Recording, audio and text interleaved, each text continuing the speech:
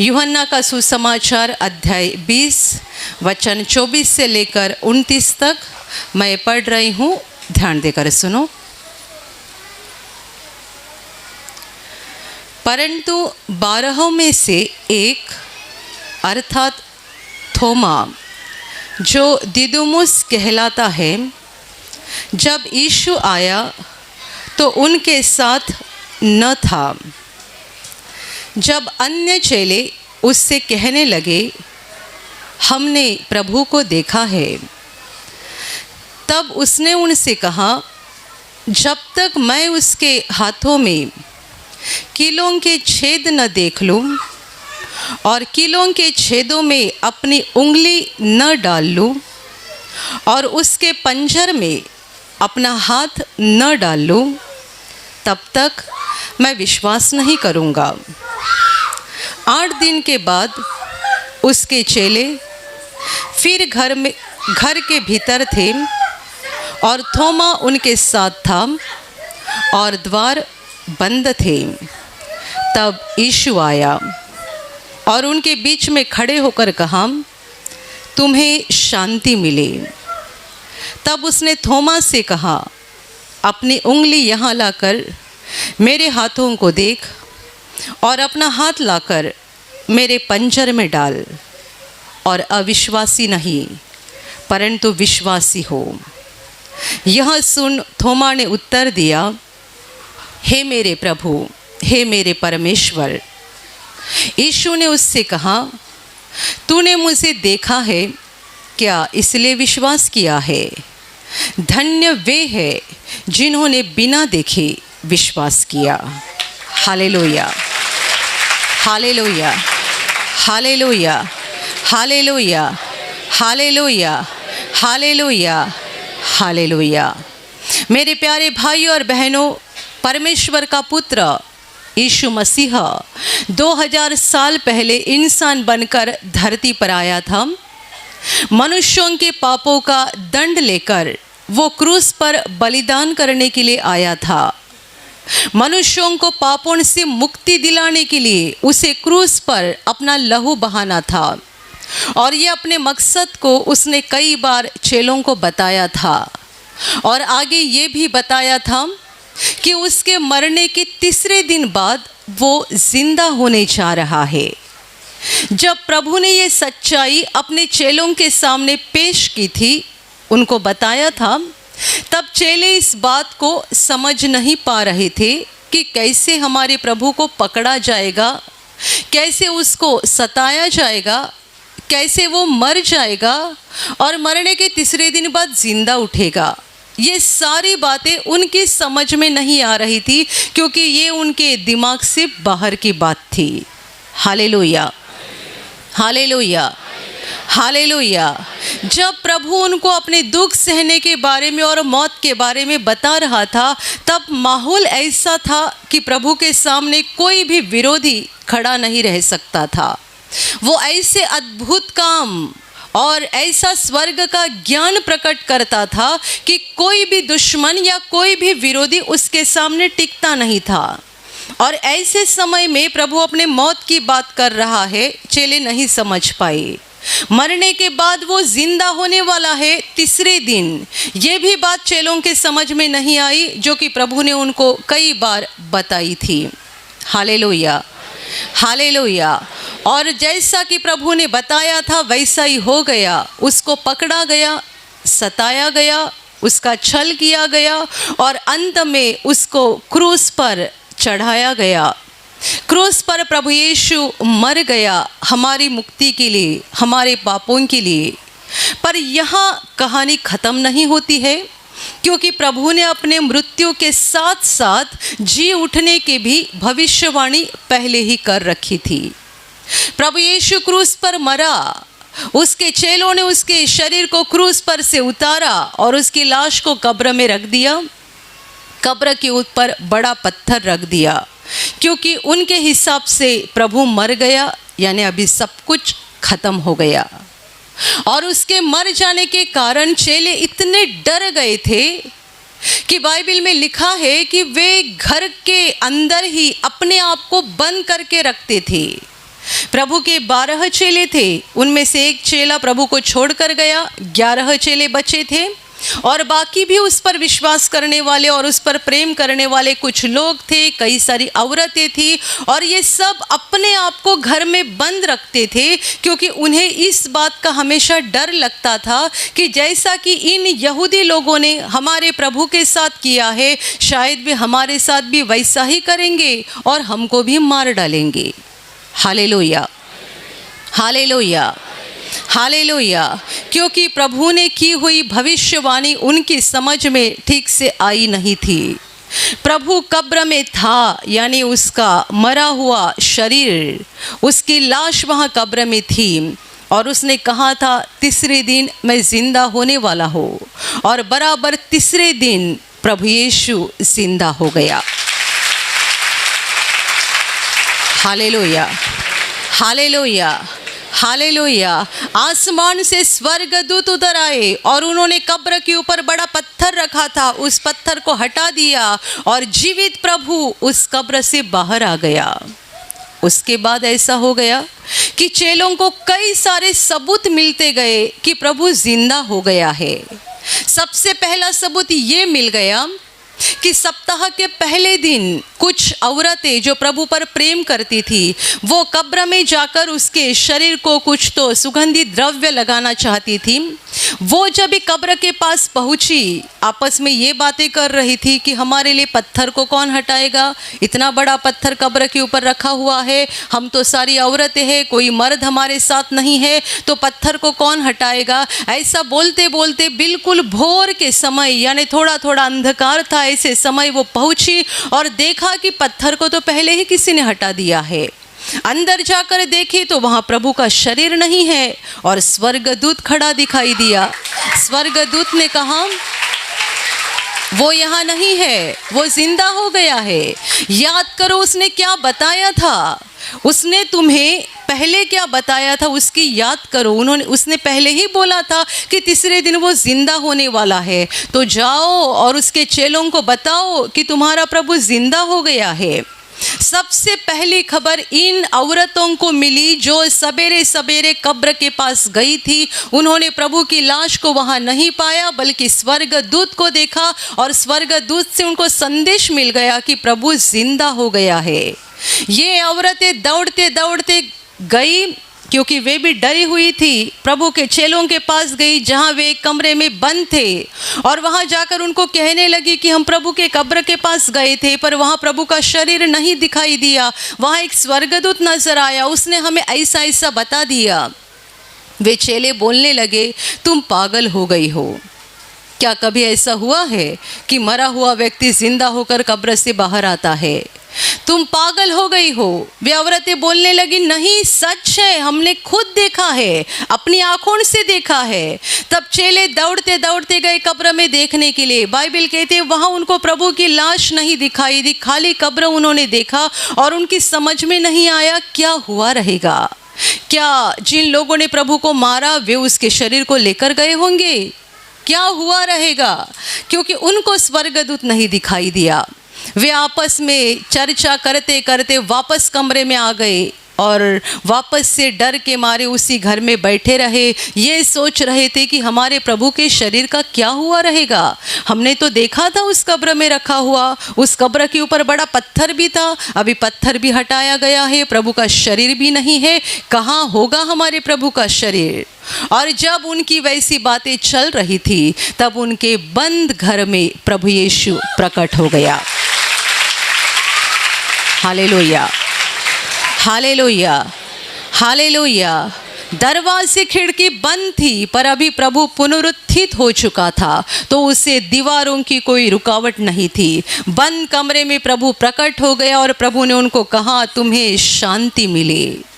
जैसे ही चेलों ने प्रभु को देखा पहले उनको बड़ा डर लग गया। उन्हें ऐसा लगा कि हम कुछ तो भूत देख रहे हैं क्योंकि उन्होंने प्रभु को मरे हुए देखा था। हम भूत देख रहे हैं ऐसा उनको लग रहा था। इसलिए प्रभु ने उनको कहा कि जरा नजदीक आकर मुझे देखो, जांचो, जैसे मुझे हड्डी है, मांस है, वैसे भूत को नहीं होती है। Hallelujah, hallelujah. और प्रभु ने चेलों के साथ बहुत बातें की, चेलों को पूरा यकीन हो गया और उनको बड़ी खुशी हो गई कि सचमुच हमारा प्रभु जिंदा हो गया है। Hallelujah, hallelujah. पर आगे जाकर ऐसा हुआ कि ये सब जब हो रहा था, यानी प्रभु उनके बीच में प्रकट हुआ था, प्रभु ने उनको इस बात का यकीन दिलाया कि मैं कोई भूत नहीं हूँ, कोई दुष्ट आत्मा नहीं हूँ, बल्कि मैं सचमुच जीवित हो गया हूँ। और चेलों को भरोसा भी हो गया, चेलों ने भी बहुत सारी बातें की, उनसे प्रभु से बहुत सारी बातें सुनी। ये सारे समय में उनमें एक चेला मौजूद नहीं था जिसका नाम लिखा गया है थोमा। प्रभु के 10 चेले थे, 11 में से एक वहाँ पर नहीं था।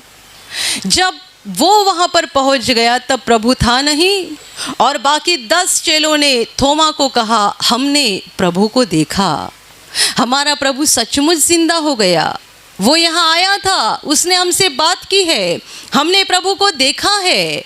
जब 10 चेले उस थोमा को, एक चेले को बता रहे हैं कि हमने प्रभु को देख लिया है, बाइबल कहती है वो मानने के लिए तैयार ही नहीं था।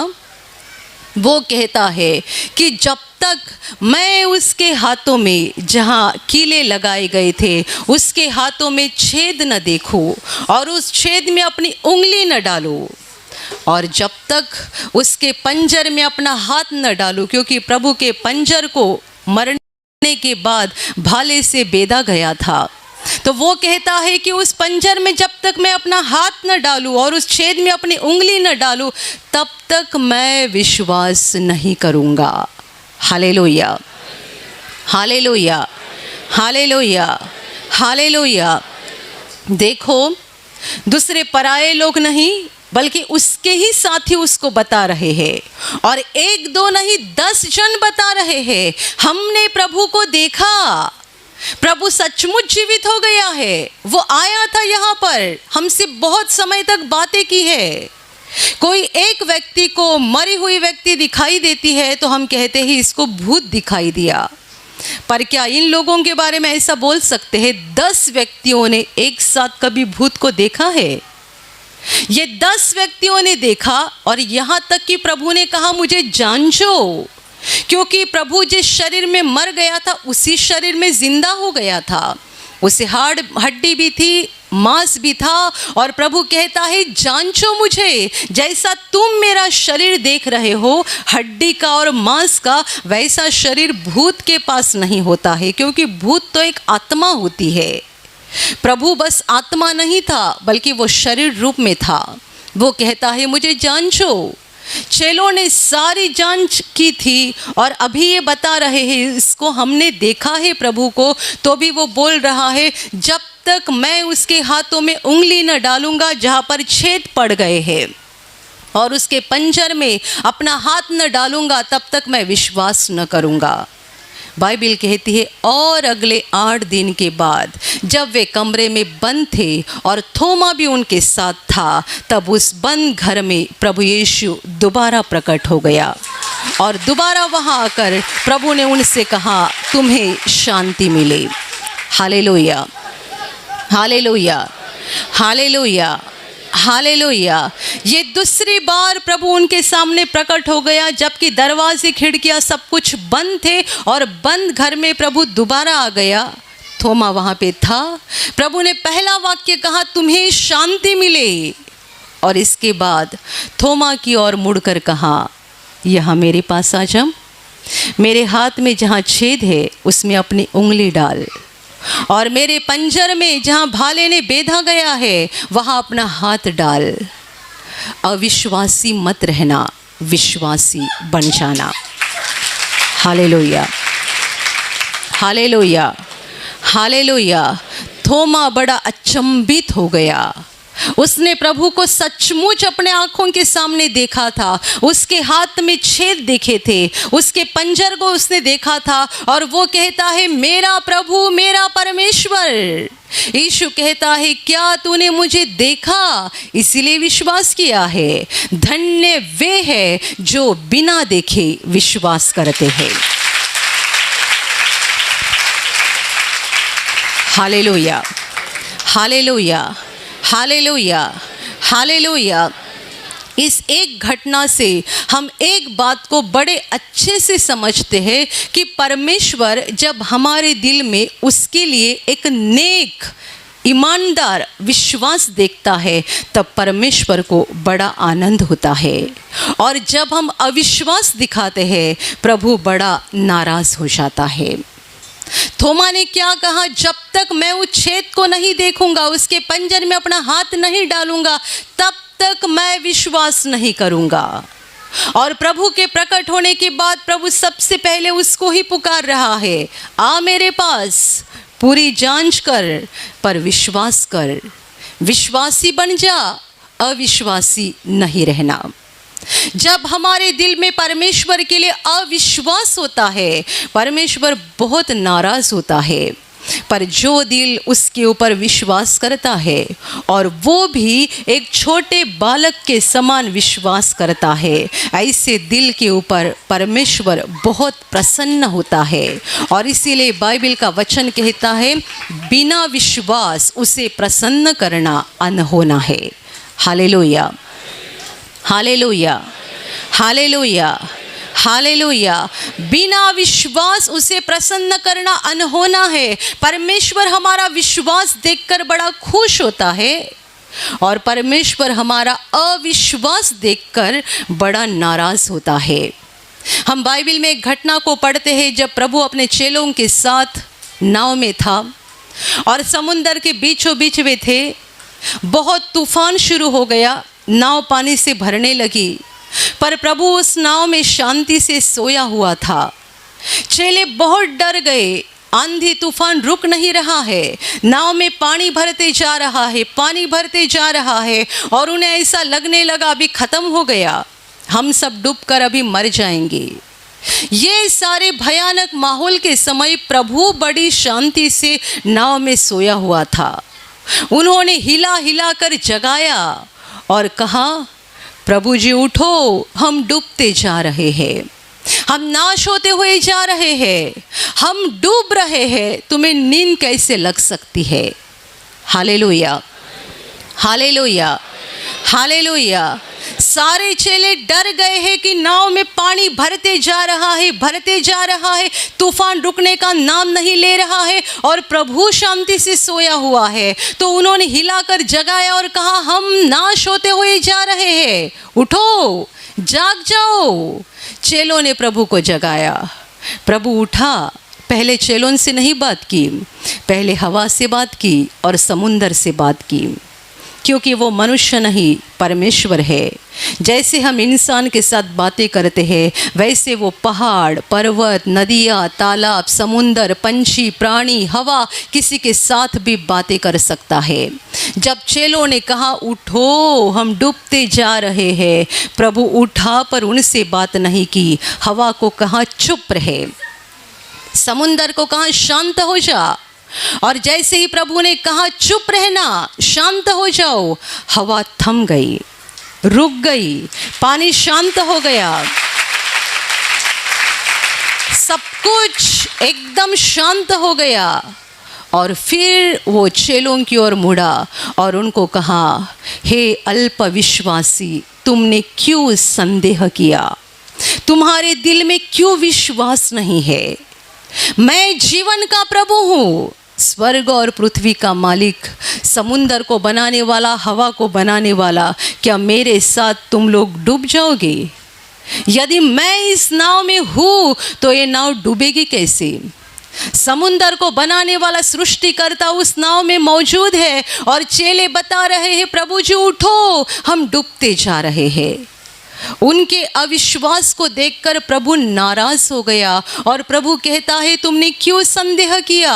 क्यों तुम्हारे दिल में विश्वास नहीं है? क्यों तुम्हें ऐसा मालूम नहीं पड़ा? क्यों तुमने नहीं जाना कि ये समुंदर का सृष्टिकर्ता हमारे पास है तो हमें कुछ नहीं हो सकता है। हालेलुया। जब संकट और दुख की घड़ी आती है और हम इन चेलों की तरह डर जाते हैं, प्रभु को वैसा ही लगता है जैसा उसको चेलों के बारे में लगा था। परमेश्वर हमारे दिल में अविश्वास को नहीं देखना चाहता है बल्कि विश्वास को देखना चाहता है। आज 2000 साल बाद भी जितने सारे लोग प्रभु यीशु के पास विश्वास से मांगते हैं, प्रार्थना करते हैं, सबों को परमेश्वर जवाब देता है, उनकी प्रार्थना को सुनता है, उनके लिए अद्भुत काम करता है। एक तरफ से जब ये चल रहा है कि परमेश्वर पर विश्वास करने वाले, प्रभु यीशु को पुकारने वाले लोग अपने जीवन में बड़े आशीषों का और बड़े अद्भुत कामों का अनुभव कर रहे हैं, ऐसे समय में दूसरे तरफ से लोग चिल्ला रहे हैं, परमेश्वर कहाँ है, चमत्कार कहाँ होते हैं और प्रार्थना करने से क्या हो सकता है। Hallelujah, hallelujah, hallelujah, hallelujah. ये यहाँ पर एक स्टेज पर एक भाई ने बहुत खूबसूरत गवाही बताई। ऐसी गवाही है कि वो एक कंपनी में काम करते हैं और जिस मशीन पे वो काम करते हैं, कुछ तो कपड़े का डिज़ाइन बनाने की वो मशीन है, उस मशीन पे वे काम करते हैं। अचानक वो मशीन बिगड़ गई। ये भाई बताते हैं कि 4 मैकेनिक ने उस मशीन को रिपेयर करने की कोशिश की। 3 बाहर के मैकेनिक और एक फैक्ट्री का खुद का मालिक जो खुद मैकेनिक है, उसने भी कोशिश की। परेशान हो गए, मशीन चल ही नहीं रही थी। जो भी कुछ बिगाड़ उसके अंदर हो गया था वो ठीक ही नहीं हो रहा था। दोपहर का समय हो गया, सब खाने के लिए निकल गए। ये भाई बड़े परेशान थे। 4 मैकेनिक ने देखा मेरी मशीन ठीक नहीं हो रही है, अब करूँ क्या। जब वे भी खाना खाने गए थे, अचानक उनके मन में आ गया मुझे प्रार्थना करनी चाहिए। वे लौटे, वे बोले कि वहाँ मैं ठीक से प्रार्थना तो नहीं कर पाया, पर मैंने मशीन के ऊपर हाथ रख के 3-4 बार बोला, धन्यवाद प्रभु, धन्यवाद प्रभु, धन्यवाद प्रभु। बस इतना ही बोला और मशीन चलने लगी।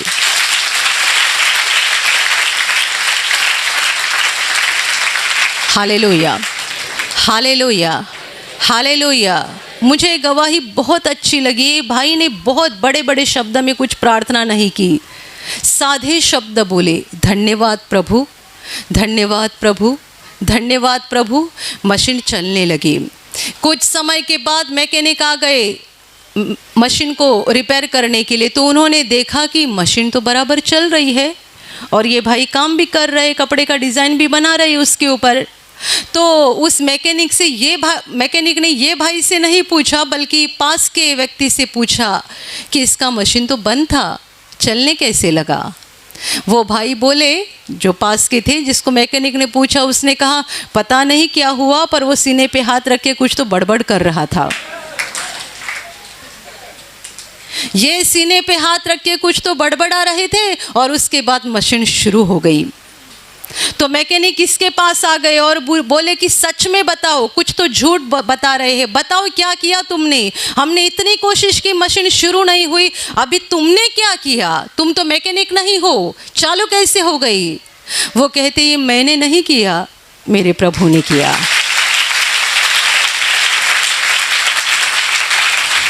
Hallelujah, hallelujah. एक तरफ से दुनिया कहती है कहाँ है परमेश्वर, प्रार्थना करने से होता है क्या, और दूसरी तरफ से लोग जो परमेश्वर पर विश्वास करते हैं वो अनुभव कर रहे हैं, बस हम धन्यवाद प्रभु बोलते हैं और प्रभु दौड़ के आता है, हमारी मदद करता है, संकट को निकाल देता है, बीमारी को निकाल देता है, यहाँ तक कि केवल शरीर को नहीं बल्कि मशीन को भी रिपेयर कर देता है।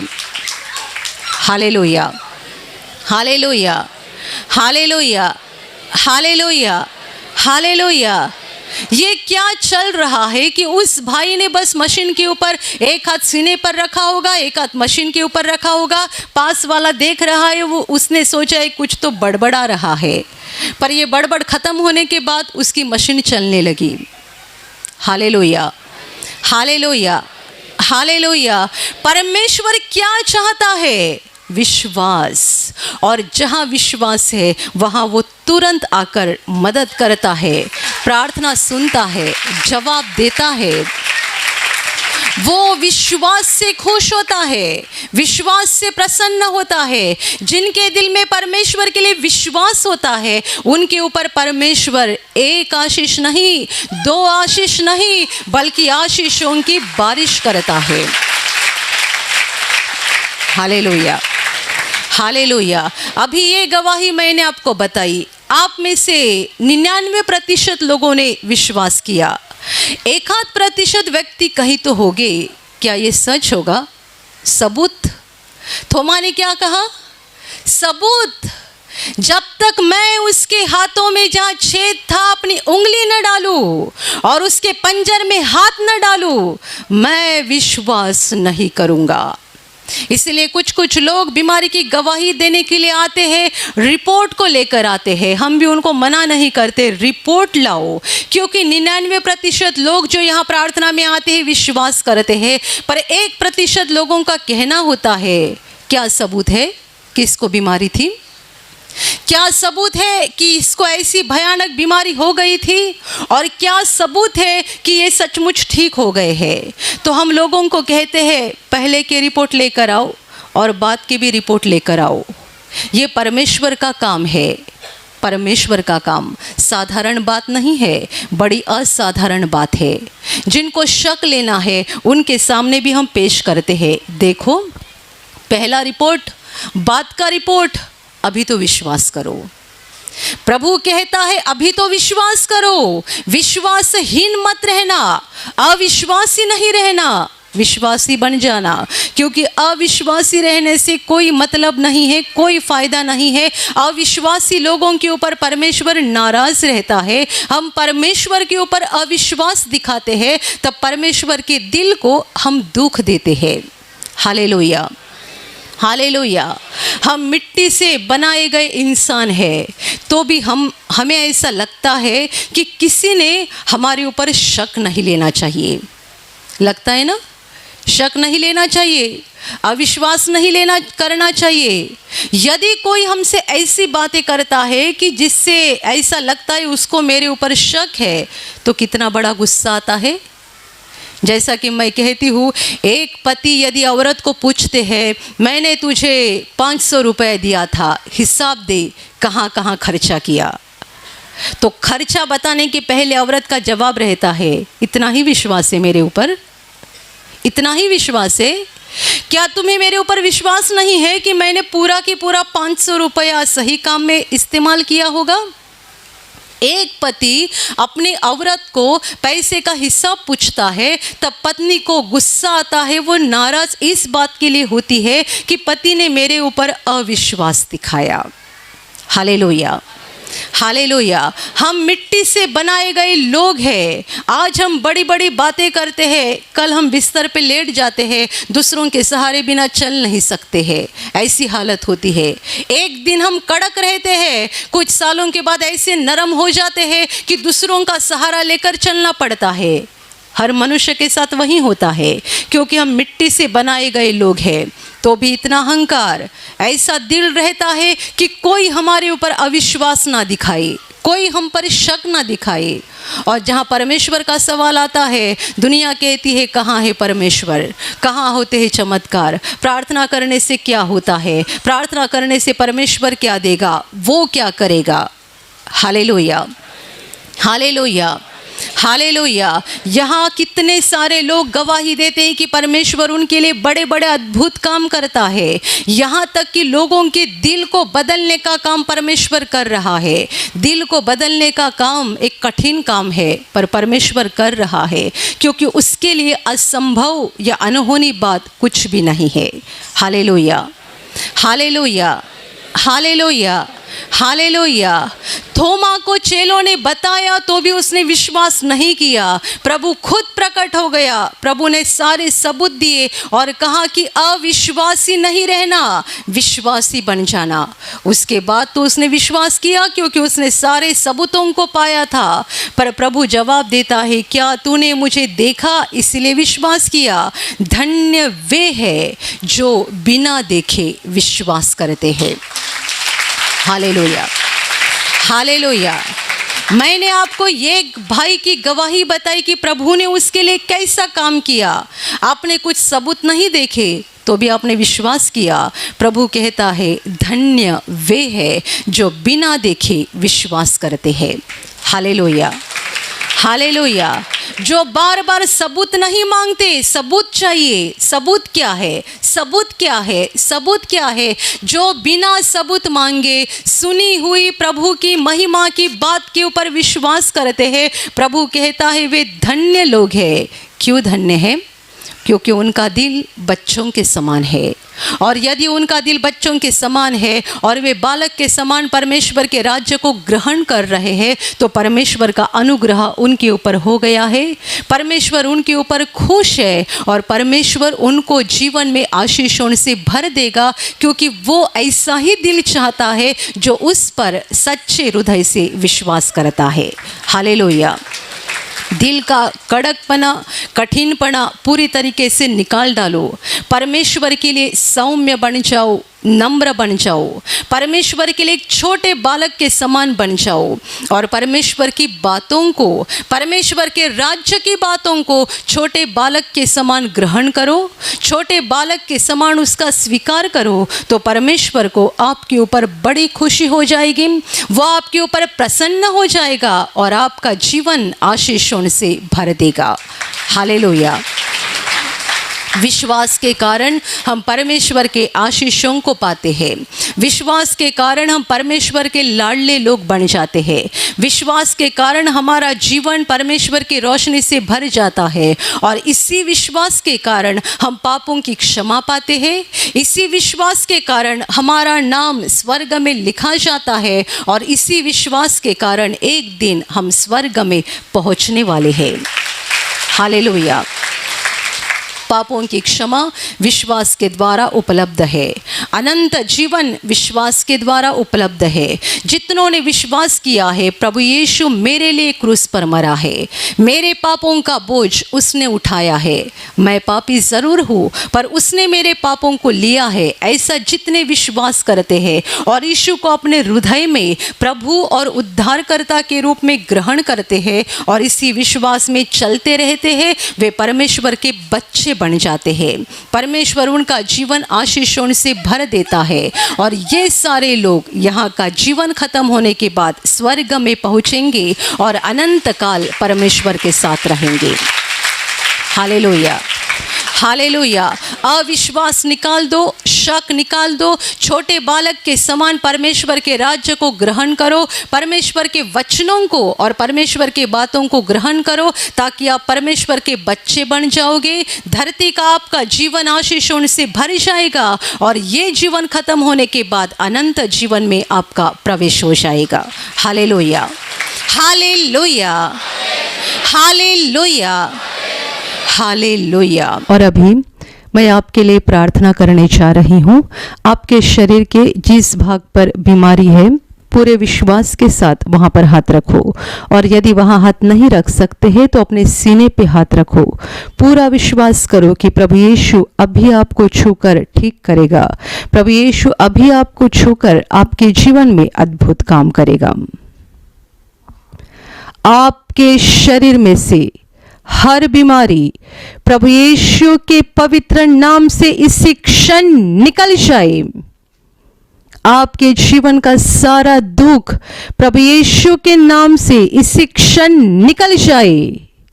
आपके जीवन में काम करने वाली सारी अंधकार की शक्ति प्रभु यीशु के नाम से आपके जीवन से निकल जाए। सारे शैतान के बंधन आपके जीवन से टूट जाए। हर दुष्टात्मा को प्रभु यीशु के नाम से मैं आज्ञा दे रही हूँ, इसी क्षण इन्हें छोड़कर निकल जाओ और वापस उनमें नहीं आना। आपका जीवन परमेश्वर के आशीषों से भर जाए। स्वर्ग की शांति और स्वर्ग की खुशी पवित्र आत्मा आपके दिल में भर दे। आमीन।